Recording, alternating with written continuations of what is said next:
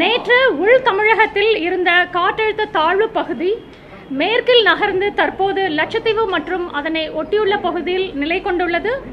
இதன் காரணமாக வரும் 24 மணி நேரத்தில் தமிழகம் மற்றும் புதுச்சேரியில் ஒரு சில இடங்களில் மழை பெய்யும். நீலகிரி மற்றும் கோவை மாவட்டங்களில் ஓரிரு இடங்களில் கனமழை எதிர்பார்க்கலாம். சென்னை பொறுத்தவரை வானம் மேகமூட்டத்துடன் காணப்படும். ஒரு சில இடங்களில் மிதமான மழைக்கு வாய்ப்புள்ளது.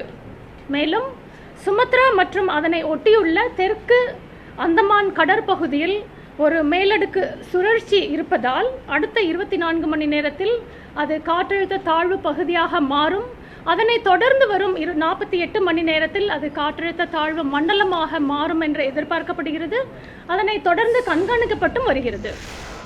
கடந்த 24 மணி நேரத்தில் அதிகப்படியாக பதிவாகிய மழையின் விவரம்: Virudhunagar 8 centimetre, Chennai airport, Madurai airport, Sivakasi, Thiruppuvanam, Tiruttani, Kanchipuram, Chengalpattu, Mettupatti, Thirumangalam ஆகிய இடங்களில் தலா 7 சென்டிமீட்டரும், சத்யபாமா யூனிவர்சிட்டி, செம்பரம்பாக்கம், விரிஞ்சிபுரம், பூந்தமல்லி ஆகிய இடங்களில் 6 சென்டிமீட்டரும், அண்ணா யூனிவர்சிட்டி, காட்டுப்பாக்கம், வெள்ளூர், பரமக்குடி ஆகிய இடங்களில் 5 சென்டிமீட்டரும் பதிவாகியுள்ளது.